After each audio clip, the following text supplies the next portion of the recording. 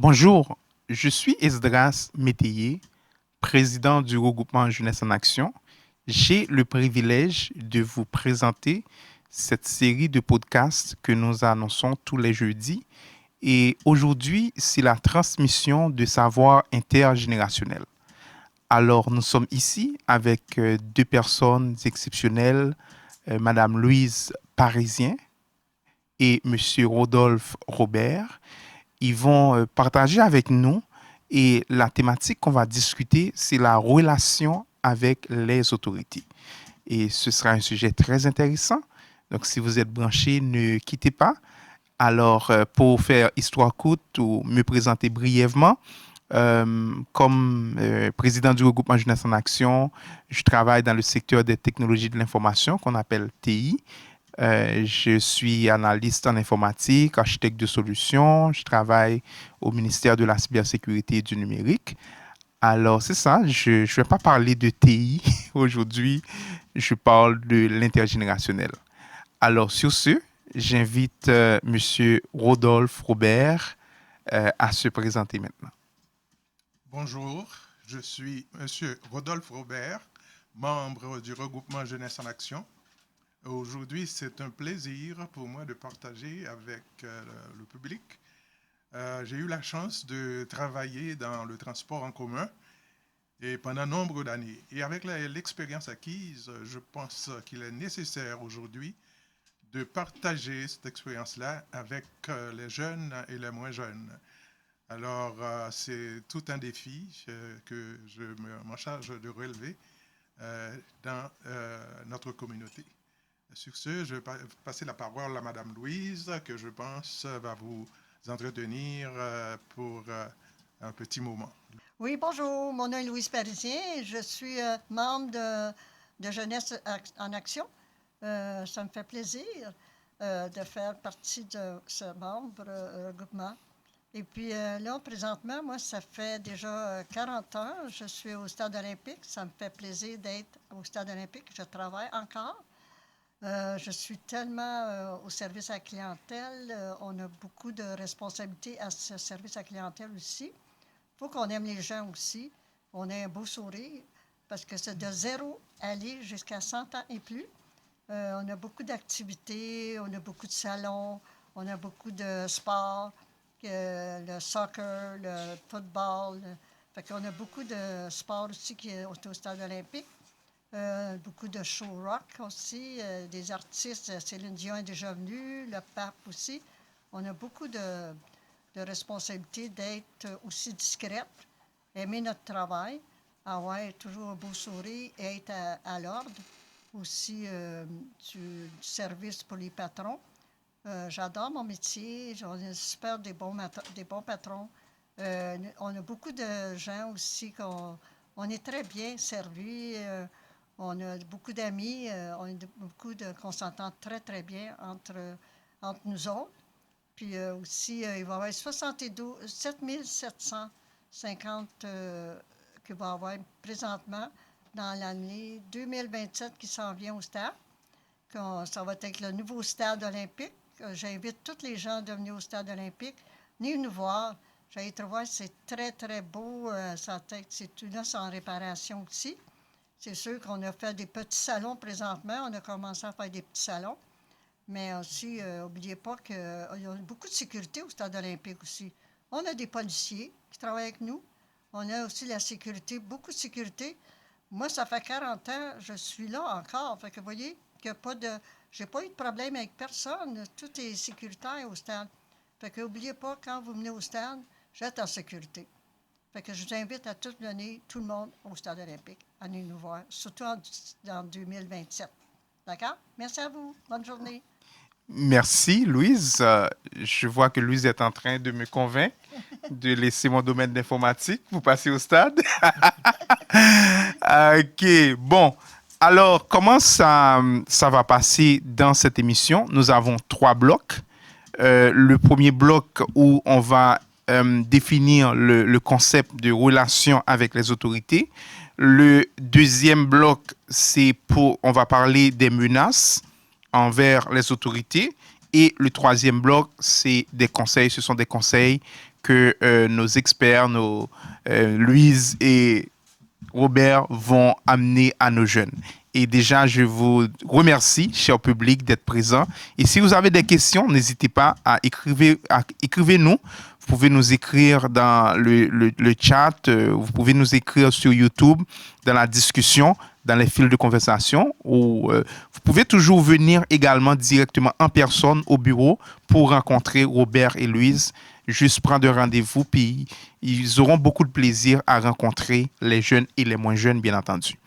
Alors, sur ce, nous annonçons le bloc 1, relations avec les autorités.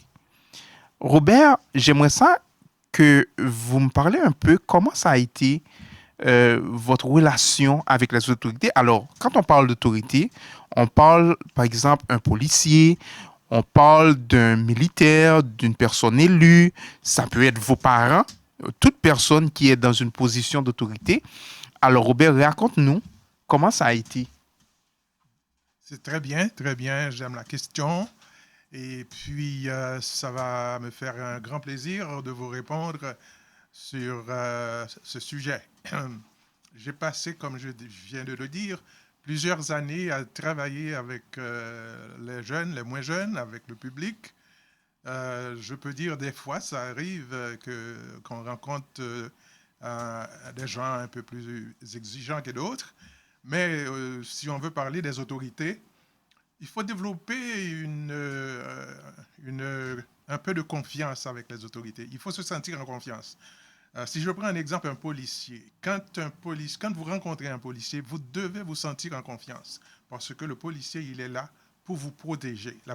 Sa première vocation, il est formé pour vous protéger. Alors, vous devez vous sentir en confiance quand vous rencontrez un policier. Et même si le policier vous questionne sur un sujet, vous devez être toujours disposé à lui répondre sur le sujet dont il est question. Alors, je ne sais pas si ça peut vous satisfaire, mais à ce niveau-là, je pense que c'est l'approche qu'il faut considérer, c'est d'être poli et rester calme devant un policier en autorité. Oui, personnellement, ça me satisfait. Merci, Robert, pour la réponse. Mais j'aimerais ça savoir, avez-vous eu peur des policiers ou des personnes en autorité? Parce que là, on parle vraiment de la notion d'autorité, parce que ça peut arriver, même un enfant, il est dans une situation où il a peur de ses parents. Ça peut être quelqu'un qui a peur de la police ou n'importe qui est en position d'autorité. Devrait-on avoir peur d'une personne en situation d'autorité? On va commencer par Louise. Quelle a été votre peur quand vous étiez plus jeune? Présentement, moi, je n'ai pas eu peur parce que moi, j'étais toujours bien entourée. Moi, quand j'étais plus jeune, nos parents nous faisaient confiance. Fait qu'on sortait avec plusieurs amis, on allait danser le vendredi soir. Et puis, moi, j'étais toujours accompagnée de mes deux frères et puis ma soeur. Fait que d'autres, j'ai toujours fait une très belle jeunesse. Je n'ai jamais affaire avec la police ou quoi que ce soit. C'est juste que si j'ai peur, c'est les pompiers. Quand j'étais jeune, parce que quand leur sirène une partait, là, j'allais me coucher en dessous de mon lit. Fait que ma mère, elle disait, voyons donc, c'est en bas. Mais là, elle me cherchait, puis là, j'étais toujours... C'est même encore, quand je vois ces fameux pompiers-là passer, mais pourtant, j'ai pas d'affaire à peur, parce que j'ai un ami d'enfance, quand j'ai travaillé, j'avais 19 ans dans un bureau, il me voyageait, puis il était déjà pompier. Et j'ai retourné après 20 ans après. J'ai retourné, je l'ai rencontré. J'ai travaillé pour le maire Ryan, à la ville de Montréal-Nord. Et puis, il était justement rendu capitaine de pompiers. Fait qu'on s'est retrouvés après 20 ans, imaginez-vous. Fait qu'on a bien ri ensemble. Fait que là, c'était formidable. En tout cas, rencontrer un ami après 20 ans, qu'on a travaillé toutes les deux ans dans une compagnie. Mais on faisait, moi, la compagnie que je travaillais, c'était pour... Ils faisaient des avions. J'appelais ça jarret électronique, fait que c'était des morceaux d'avion qui faisaient des pièces d'avion. J'ai vraiment adoré ça, cette compagnie-là. En tout cas, après ça, j'ai tout eu l'acheminement. Parce que je travaillais dans la comptabilité, fait que c'était mon premier travail depuis plusieurs années que j'ai fait aussi, travail de bureau. Fait que, en tout cas, moi, j'ai eu une très belle jeunesse. J'ai adoré ma jeunesse. J'étais très, très... j'ai eu beaucoup d'amis de femmes. de filles et de garçons. J'ai encore des amis que je rencontre encore, puis on était contents de se rencontrer puis se voir. Fait que j'ai vu une belle jeunesse. Je remercie mes parents de nous avoir donné cette liberté de sortir, d'avoir confiance en nous, et moi et ma famille. Fait que, en tout cas, je suis bien contente. Bravo et merci, Louise, d'avoir partagé un peu de l'histoire de votre jeunesse avec notre auditoire. En fait, ça nous amène au bloc 2. Cette question, c'est pour Robert. Robert, qu'est-ce qu'une menace et comment on peut considérer que quelqu'un, un citoyen, jeune ou moins jeune, a menacé une personne en situation d'autorité? Très bien. Selon mes analyses, je pense que je peux établir une menace à 3 niveaux. Il y a 3 niveaux de menace. Alors, il y a une menace verbale, menace physique et on peut même dire menace corporelle, c'est-à-dire le comportement de la personne, comment la personne se comporte. Ça peut être aussi une menace. Et si vous voulez la définition de ces menaces-là, je peux vous la donner humblement, ça va me faire plaisir. Premièrement, physiquement, si vous êtes à votre travail et un camarade de travail vous bouscule une première fois, une deuxième fois et une troisième fois, ça représente une menace. C'est parce que vous ne savez pas l'intention de cette personne-là. Pourquoi vous faites bousculer? Alors, c'est menaçant. Menace verbale. Menace verbale, c'est quand la personne vous répète quelque chose ou vous reproche quelque chose 2 fois, 3 fois et peut-être même plus. Et quand vous vous sentez agressé verbalement, alors vous pouvez vous sentir agressé et dire que vous êtes menacé. Je peux encore continuer pour vous dire que menace corporelle ou peut-être menace gestuelle, parce que des fois la personne fait des gestes, ok, même si la personne ne vous touche pas, mais si ces gestes-là sont dirigés vers vous pendant 2, 3 fois à répétition, vous pouvez vous sentir menacé. Alors, c'est ça que je considère comme des menaces, si vous voulez parler de menaces. Merci, Robert. Donc, c'est très enrichissant, votre prise de parole. Mais avec Louise, qui a fait une belle carrière comme personnel au service à la clientèle, je peux dire comme ça. Louise, est-ce qu'il y a une situation dans le travail où vous sentiez menacée? Ah oui, ça arrive des fois que ça nous arrive parce qu'on a d'affaires à toutes sortes de gens maintenant. Là, c'est sûr qu'il y en a beaucoup qui nous ont menacés. Fait qu'il faut qu'on soit assez prudente et être poli avec ces gens-là. On sait que la manière de leur parler aussi. Mais aujourd'hui, qu'est-ce qui est plus dangereux? Dans ma jeunesse, on a eu plus de sécurité. Maintenant, dans les autobus, dans les métros, je voyage beaucoup en autobus, en métro, on n'a plus affaire à la même situation. Il faut être très, très, très prudent aujourd'hui, que ce soit n'importe qui, jeune, moins jeune ou quoi que ce soit. On n'a plus affaire à la clientèle. Il y a tellement d'itinérance, des gens malades dans les rues. Il faut être prudent. Il ne faut pas toujours dire fais attention. Oui, il faut faire attention, toujours. Parce qu'on est maintenant en 2026, c'est plus notre génération qu'on avait. On n'a plus de... Il y a des autorités, oui, mais il y a tellement de jeunes maintenant qui sont révoltés qu'il y a beaucoup de gangs de rue, il y a beaucoup, on fait attention. Il faut toujours faire attention, toujours regarder tout autour de nos yeux pour être prudent. Fait que je demande aux jeunes de faire très attention. C'est de valeur qu'il y ait tant de jeunesse corrompue aujourd'hui, mais j'espère que ça va revenir mieux. Ça, avec les nouveaux policiers, la nouvelle loi, ça va se redresser, puis on va avoir pas peur d'être dans les métros et dans les autobus. Dans pas grand temps, ça va être sécuritaire pour tout le monde. Tout un plaisir, Louise. OK. En fait, Robert, on va terminer ce bloc. Alors, pour la menace, parce qu'on a vu à travers les médias, même dans les journaux, on a vu comment même des autorités, ils ont été menacés.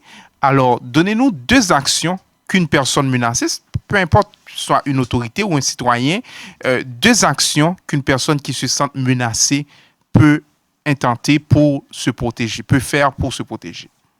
Oui, c'est bien, c'est bien. La première réaction qu'une personne menacée devait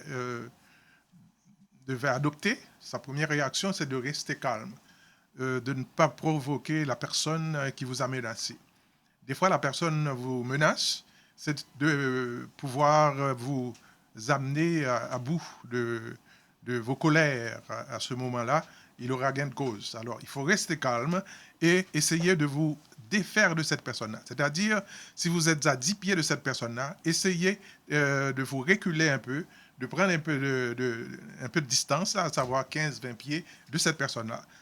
Cette personne-là va comprendre tout de suite que vous n'êtes pas intéressé à vous engager dans une discussion avec elle. La deuxième des choses, vous pouvez toujours vous référer à un agent de sécurité si vous êtes dans un centre d'achat ou à un policier si vous avez la chance de pouvoir faire le 911, de mettre les policiers au courant que vous êtes à tel ou tel endroit. Vous allez indiquer votre position et vous demander l'aide d'un policier pour vous venir en aide par rapport à votre menace. C'est ça qu'il faut faire. Merci beaucoup, Robert et Louise. On voit beaucoup d'échanges, beaucoup de mots qui sont positifs et beaucoup d'actions, d'expériences également. C'est ça la transmission de savoir intergénérationnel. Alors, pour terminer cette émission, il y a un bloc très important, c'est des conseils. Alors, on va commencer par Louise. Est-ce que vous avez un conseil à donner aux jeunes ou aux moins jeunes de notre génération sur la relation avec les autorités, sur la menace, ou si vous avez un autre conseil à donner, Louise, le micro est à vous maintenant. Oui, j'aimerais que les jeunes prennent en action, qu'il y ait une responsabilité. Toute action qu'ils font, c'est pour leur jeunesse. C'est beau d'être jeune, mais ils ne connaissent pas les conditions qui peuvent arriver après. C'est ça que la drogue, de plus en plus, j'entends les policiers qui disent c'est dangereux. Ils embarquent dans des gangs pour faire de l'argent. On n'en fait pas de l'argent. Excusez-moi, c'est pas vrai. Ces jeunes-là s'embarquent dans des problèmes de 40 40, 50. Ils font de l'argent avec la PEG. Puis ces jeunes-là qui sont de valeur, qui s'embarquent là-dedans, la drogue, puis tout. Tu ne peux pas faire de l'argent. Que tôt ou tard, qu'ils voient à la télévision comment ils font pas une vie tranquille, ces gens-là. Puis punissez toujours par être en prison ou pas une vie longtemps. Vous vous faites tuer ou quoi que ce soit, toutes jeunes. Combien il y a de jeunes qui se font tuer là, maintenant? Là? Ça n'a pas d'allure avec des armes, des écoles. Ils sont rendus, j'ai jamais vu ça dans notre jeunesse. C'est armé, ces jeunes-là. C'est très dangereux, mon Dieu. C'est épeurant pour tout le monde, autant pour nous autres, le public. On va dans les magasins. On ne sait jamais ce qui va nous arriver avec quel fou qui va tirer sur les gens. Calmez-vous un peu, les jeunes. Prenez vos responsabilités en tant que jeunes, mais que les parents aussi, qui ouvrent leurs yeux, comme ils disent les policiers, de fouiller dans leur sac, avec les cellulaires. Pourquoi? C'est armé, ces jeunes-là. Des guns sur eux autres, c'est des écoles, d'un couteau, des batailles. Ça n'a pas de sens. Moi, j'ai vécu, j'ai des frères. Ils n'ont jamais été menacés comme ça. Moi non plus. Mais là, aujourd'hui, c'est terrible. Moi, je sais bien que les enfants d'aujourd'hui, c'est faut faire attention. Ces parents-là sont où? Ils sont avec les cellulaires. T'es-vous dans les autobus, là? Ils perdent bien plus le temps de les cellulaires. Ils ne protègent pas leurs enfants. Moi, je sais, là, je suis entourée de gens, des jeunes couples. Mais j'ai vu ces femmes-là, là. Moi, je leur dis des fois dans l'autobus, voyons donc, arrêtez votre cellulaire. C'est bien beau, les cellulaires, mais faites attention à vos enfants aussi. C'est pour ça que ces enfants-là sont laissés à eux autres mêmes. Fait qu'ils n'ont pas de parents. La drogue, il y en a en masse. Ces gens-là, ça drogue, ça bouille. Voyons donc, c'est d'être responsable. Tu mets les enfants au monde, c'est pour les avoir soin, ces enfants-là. Tu les garages pas dans la rue comme ça, à leur dire, va faire de l'argent. Donnez-leur au moins la responsabilité de leur donner à manger, puis de les avoir soin. Moi, j'ai eu soin. Mes parents, ils ont eu soin de nous autres. On est à 6 enfants aujourd'hui. Moi, j'ai trop bien mangé. Aujourd'hui, je suis en santé aussi. Je n'ai jamais été dans les hôpitaux. Je demande aux parents d'avoir soin de leurs enfants. Moi, j'en ai pas eu. C'est pour ça que j'ai tellement pitié. Je broye des fois, là, quand je vois ces jeunes-là souffrir pour ces parents-là qui n'ont pas soin d'eux autres, sont dans les prisons, sont armés. Voyons donc, ça n'a pas aucun sens en 2026 de voir une jeunesse comme ça. En tout cas, je lève mon chapeau. J'espère que les policiers vont protéger ces enfants-là, puis qu'ils soient protégés aujourd'hui. Merci. Merci beaucoup, Louise. Alors, le message de Louise, on peut résumer en deux. Nous devons rester calmes et aussi les parents, prenez bien soin de vos enfants. Donc, c'est les deux conseils que Louise a envoyés à vous qui écoutez cette émission actuellement. Ben, il y a Robert également. Robert, est-ce que vous avez un, deux ou trois conseils? Robert, c'est quelqu'un, je dois vous dire, il a participé dans plusieurs causeries, seul à seul, ou rencontrer des groupes de jeunes qui viennent d'arriver, tout ça. Alors, Robert, je pense que vous avez beaucoup, hein? Oui, oui, j'ai beaucoup à partager, je dois le dire.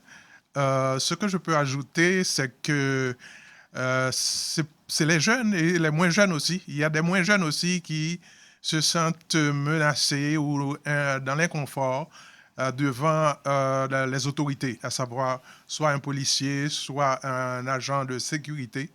Je dois vous dire que vous devriez vous sentir en sécurité quand vous êtes en présence d'un policier ou un agent de sécurité. Le policier est là pour vous protéger et l'agent de sécurité aussi, il est là pour vous protéger. Donc, la seule chose que vous avez à faire, c'est de vous tenir tranquille et puis être très poli avec les autorités et vous allez voir, tout va bien se passer. L'échange qui va se faire entre le policier et vous, alors ça va bien se passer. Et s'il arrive quelque chose, un pépin ou autre, il ne faut jamais, comment dirais-je, fuir si le policier vous demande de vous identifier. N'ayez pas peur, vous pouvez vous identifier, donner votre nom, votre adresse, votre numéro de téléphone, et le policier va dresser un rapport. C'est pour vous protéger et aussi pour lui pour se protéger. Et si vous vous démarquez, vous n'obtempérez pas avec le policier, c'est là que le policier peut intervenir pour vous arrêter et vous conduire dans un poste quelconque. Merci Robert et Louise. Ce qui nous amène à la fin du bloc 3 et la fin de ce podcast. Alors, ça a été tout un plaisir pour nous de partager des notions, de transmettre des savoirs, savoir-faire intergénérationnel, des expériences aussi. Donc, c'est très important qu'on écoute toutes sortes d'expériences positives et surtout avec des personnes comme Louise et Robert qui ont vraiment de bonnes choses à partager à cette génération. Et nous devons vous dire que vous pouvez participer en présentiel à cette série et rencontrer les personnes qui vont intervenir parce que déjà, je pense qu'en écoutant Louise, en écoutant Robert, on a déjà lancé une invitation pour avoir des élus qui viennent nous parler des relations avec les autorités et aussi, pourquoi pas, inviter le poste de quartier de notre zone pour que les policiers viennent échanger avec nous. Et déjà, je remercie l'auditoire qui est en présentiel, qui a fait le déplacement. Et vous qui êtes en ligne aussi, qui nous écoutez sur les réseaux ou sur YouTube, merci d'avoir été avec nous. Le rendez-vous est ici. Donc, abonnez-vous à la chaîne pour ne pas manquer cette série en mode virtuel. Et si vous voulez en présentiel, venez le vendredi, scannez le code QR pour vous inscrire à la série de podcasts que nous annonçons. Ça a été un plaisir. Alors, on va juste laisser un dernier mot à chacun de nos invités. Robert, le dernier mot, c'est quoi? Le dernier mot, c'est Jeunesse en Action. Et les jeunes qui font partie de Jeunesse en Action sont là pour nous aider et transmettre leur savoir aux plus jeunes. Alors, bonne continuité pour Jeunesse en Action. Merci Robert. Louise, le dernier mot. Oui, bonjour en Action. Oui, ça me fait plaisir de vous rencontrer, ces jeunes-là. Monsieur Métivier, Métaillé et puis M. Robert. Et puis, ça nous ferait plaisir. Puis Mme Nadine est ici aussi, qui vient nous voir de temps en temps. Fait que ça nous donne plaisir de vous entendre parler de votre jeunesse aussi. On veut vous voir, on veut vous parler. On aimerait ça de vous rencontrer, de voir qu'est-ce qui est votre avenir pour vous, ces jeunes-là. Fait que j'espère que ça va être très, très beau, une belle rencontre, tous ces gens-là. La prochaine, je peux l'annoncer, il y a un jeune qui a fait une licence en droit et actuellement qui fait sa maîtrise en droit de l'informatique à l'Université de Montréal. Il va venir nous parler de la loi 25. Puis les personnes aînées, il faut comprendre, quand vous êtes sur un site, on vous dit consentez-vous, faire ci, faire ça. Donc, il va venir pour démystifier ce concept. Et nous avons aussi d'autres invités. Donc, abonnez-vous pour ne pas manquer nos prochaines séries. Merci beaucoup et bonne soirée à tous.